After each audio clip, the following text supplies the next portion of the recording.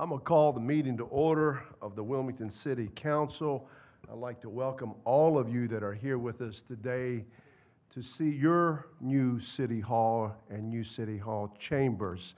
The city of Wilmington was in the old City Hall in those chambers since 1990. And before then, for those of you that do remember, we were in the Spencer Compton Room, which used to be City Hall. And before that, everybody convened in the city manager's office. So the city of Wilmington has been in the old City Hall since 1858, and I've said it often, I think that we, the citizens, got a pretty good bargain on that building and in that hall. But today, marks a new day in the history of the city of Wilmington. We had the tremendous opportunity to purchase this building with the intent that we would move all of our city services into one building, making it more efficient and effective for our citizens. And I just want to say to all of the members of the City Council, thank you for your support in making this a reality. And now Penny's coming here to give me a note.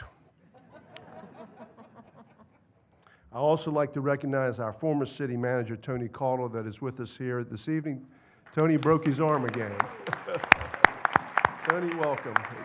Tony was very instrumental and was the city manager doing this purchase and doing these collaborations and debate about how to make this a more efficient building. I also like to recognize from the State House, our Representative Deb Butler, who is also with us here this evening. Thank you, Deb. We have Mayor Brenda Bozeman, Chance Lambeth from Congressman McIntyre's office, Brenda, and everybody from that side of the river on the Leland side, which is a growing community. For those of you who do not know this, city of Leland today, I think, has got about, 30,000 people in it? 35,000 people in it. So it's a growing community. It's going to probably be bigger than Wilmington. I'm just going to let you know that right now. Veronica is also here, members of the City Council. Before we get started with the agenda briefing, and it's going to be a very brief agenda briefing, we're going to unveil something behind us, and then we're going to do the agenda briefing, and then after that, we're going to go outside, and we're going to cut the ribbon on this fantastic new building. So if the entire City Council will now accompany me behind me to unveil the seal.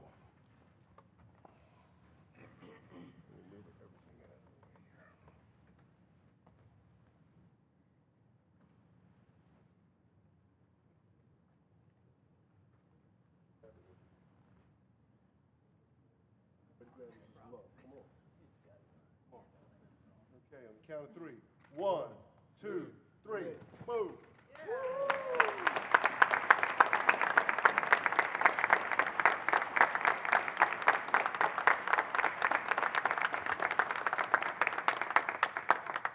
All right, let's get to work.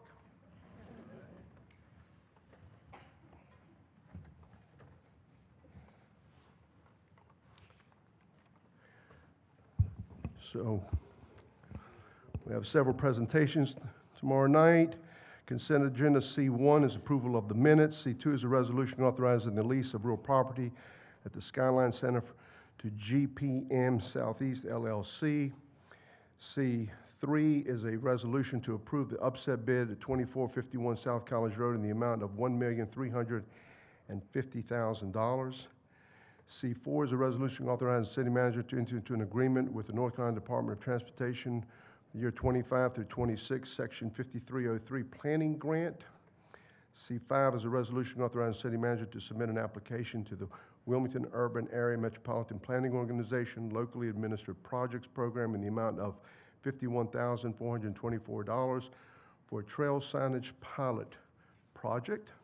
C6 is a resolution authorizing the city manager to enter into a 3-year contract for the integrated supply of the Fleet Parts Department with Genuine Parts Company of Atlanta, Georgia, for a total cost of up to $3,605,000. C7 is a resolution declaring 2 vehicles and 2 mowers as surplus property to be donated to the town of Black Mountain. C8 is a resolution authorizing the city manager to apply for a $2,681,347 in surface transportation block grant direct attributable funds from the city of Wilmington.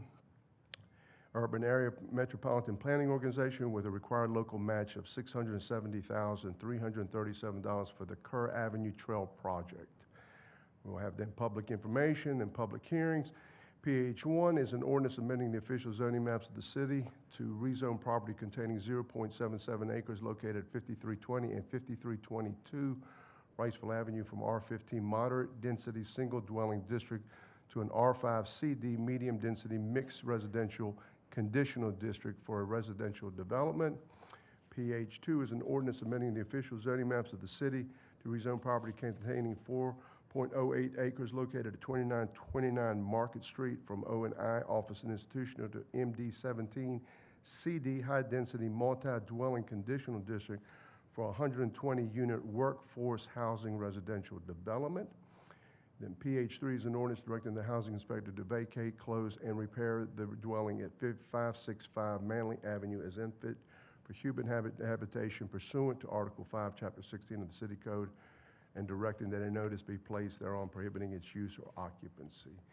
PH4 is an ordinance directing the housing inspector to vacate, close, and repair or demolish a dwelling at 565B Manley Avenue as unfit for human habitation pursuant to Article 5, Chapter 16 of the City Code, and directing that a notice be placed thereon prohibiting its use or occupancy.